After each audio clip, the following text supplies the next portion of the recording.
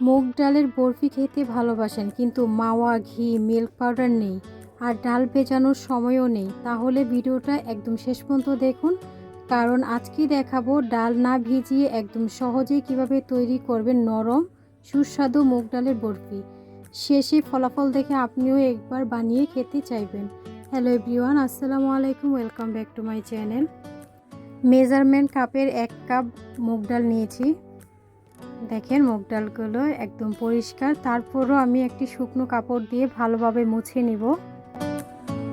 এভাবে চেপে চেপে ভালোভাবে মুছে নিব। মুগ ডালে অনেক সাদা সাদা অনেক কিছু থাকে, সেগুলোও চলে যাবে।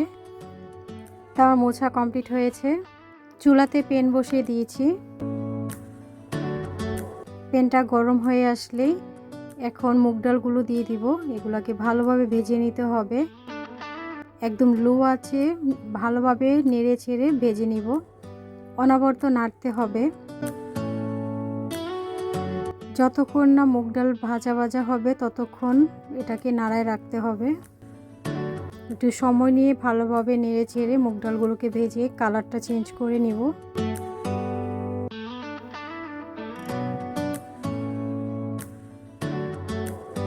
এই তো আমার কালারটা দেখেন একদম চেঞ্জ হয়ে গেছে, ব্রাউন হয়ে গেছে। আর কিছুক্ষণ ভেজে আমি এটাকে তুলে নিব।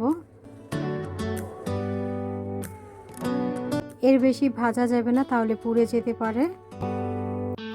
এখন আমি এটাকে ঠান্ডা করে নিয়েছি, মুগ ডালটাকে কিছুক্ষণ রেখে এখন ব্লেন্ডার জারে দিয়ে দিব। এটাকে ভালোভাবে ব্লেন্ড করে নিব একদম মিহিভাবে।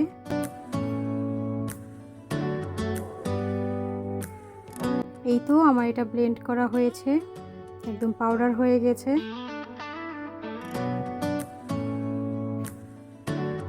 এখন আমি মুগ ডালটাকে ছাঁকনি দিয়ে ছেঁকে নিব। যদি কোনো দানাদার থাকে তাহলে পরবর্তীতে ব্লেন্ড করে পাউডার করে নিতে পারবো।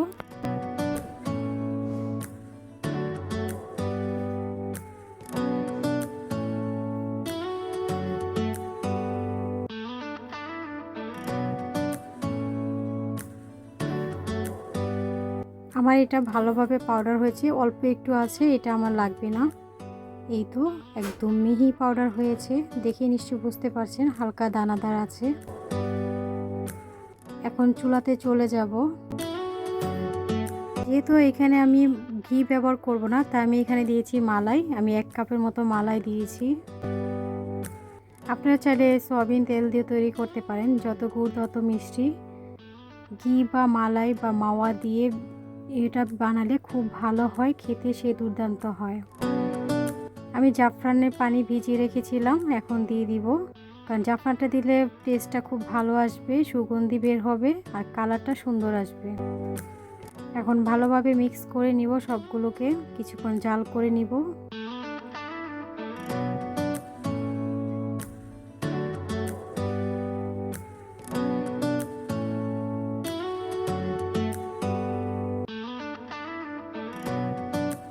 এই তো আমার মালাইটা খুব ভালোভাবে জাল হয়েছে, একদম নরম হয়ে গেছে।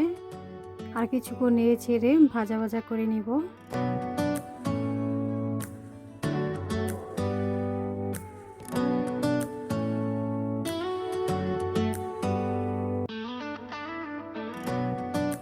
এই পর্যায়ে দিয়ে দিব মুগ ডালের গুঁড়ো। মালাইয়ের সঙ্গে ভালোভাবে মিক্স করে নিব। অল্প আছে এটাকে জাল করে নিতে হবে, ভালোভাবে মিশিয়ে নিব। একটু সময় নিয়ে ভালোভাবে মিশাতে হবে।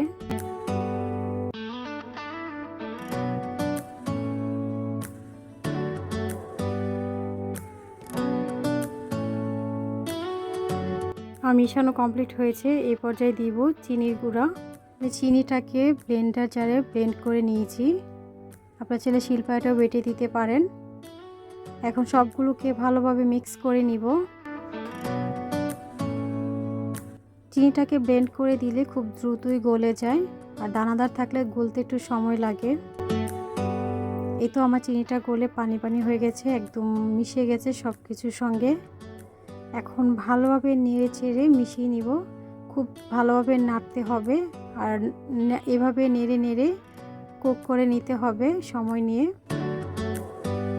এমনভাবে নাড়তে হবে যাতে এটার থেকে তেল বের হয়ে আসে।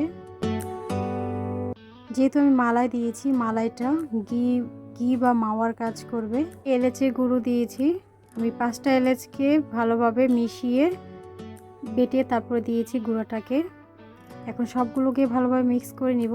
আপনারা নিশ্চয়ই দেখে বুঝতে পারছেন কিভাবে আমি মিশিয়ে রান্না করে নিচ্ছি। এটা যত ভালোভাবে কুক করবেন ততই ভালো হবে বরফিটা, খেতে দুর্দান্ত লাগবে। দেখেন আমার এটা তেল ছেড়ে আসছে, একদম তেল তেল হয়ে গেছে, দেখে নিশ্চয়ই বুঝতে পারছেন।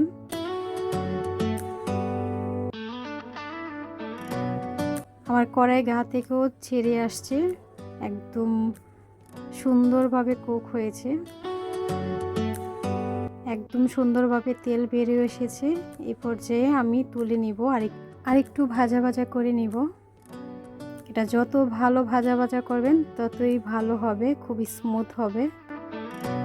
এখন দেখেন এভাবে ধরে যখন হাতে ঘুরিয়ে লাগছে না, গোল গোল হচ্ছে, তার মানে এটা হয়ে গেছে, আঠালো হয়ে যাবে।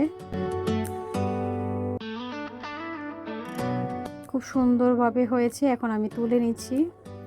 ঘরে থাকা অল্প কিছু উপকরণ দিয়ে খুব সুন্দর একটি বরফি হয়ে যায়। দোকান থেকে কিনে না খেয়ে ঘরে যদি তৈরি করেন অনেক মজা হয়। তা আমি তুলে সার্ভ করে নিচ্ছি। আমি একটা প্লেট নিয়েছি, প্লেটে সার্ভ করে নিব। আমার এটা কালারটা খুবই সুন্দর হয়েছে, একদম পারফেক্ট একটি কালার হয়েছে, যেমন আমি চেয়েছিলাম। এখন একটি পেঁচুলো দিয়ে চেপে চেপে সুন্দর করে একটি শেপ দিয়ে নিব। ডেকোরেশনের জন্য এখানে আমি কাঠবাদাম আর পেস্তা বাদাম নিয়েছি, এগুলোকে ছোট ছোট কাট করে দিয়েছি। এখন সবগুলোকে প্রেস করে দিব, একদম চেপে চেপে প্রেস করে দিলে এগুলো মিশে যাবে। এগুলো দিলে দেখতে যেমন সুন্দর লাগে, খেতে সেই দুর্দান্ত হয়। আর এটা স্মেলে পুরো বাড়ি মম করছে, খুব সুন্দর একটি স্মেল চলে এসেছে। খুব সহজেই তৈরি হয়ে যায় বরফি, তাও আবার মুগ ডাল দিয়ে, খুবই মজাদার। দেখেন আমি এখন এটা ফ্রিজে রাখবো 1 ঘন্টার জন্য। তো 1 ঘন্টার পর ফিরে আসলাম, একদম সুন্দরভাবে সেট হয়ে গেছে। এখন যার যার পছন্দ অনুযায়ী কাট করে নিলেই হবে। আমি আমার পছন্দ মতো কাট করে নিব।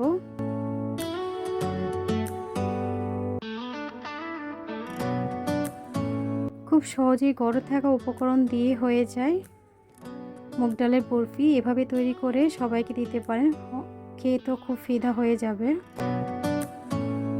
তো আমার কাটা কমপ্লিট হয়েছে, আমি একটা উঠিয়ে ভেঙে দেখাচ্ছি কেমন হয়েছে। খুবই সুন্দর একটি পারফেক্ট একটি বরফি হয়েছে।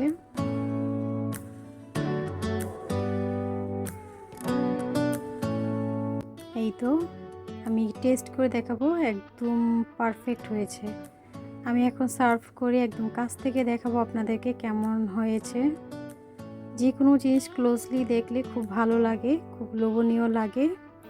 আমার রেসিপিটা যদি ভালো লাগে লাইক কমেন্ট শেয়ার করবেন, সাবস্ক্রাইব করে অল অপশন চালু রাখবেন, ভিডিও ছাড়ার সঙ্গে সঙ্গে আপনার ওখানে নোটিফিকেশান চলে যায়। আমার ভিডিওটা এই পর্যন্তই। সবাই ভালো থাকবেন, সুস্থ থাকবেন। আল্লাহ হাফিজ, আসসালামু আলাইকুম, থ্যাংকস ফর ওয়াচিং।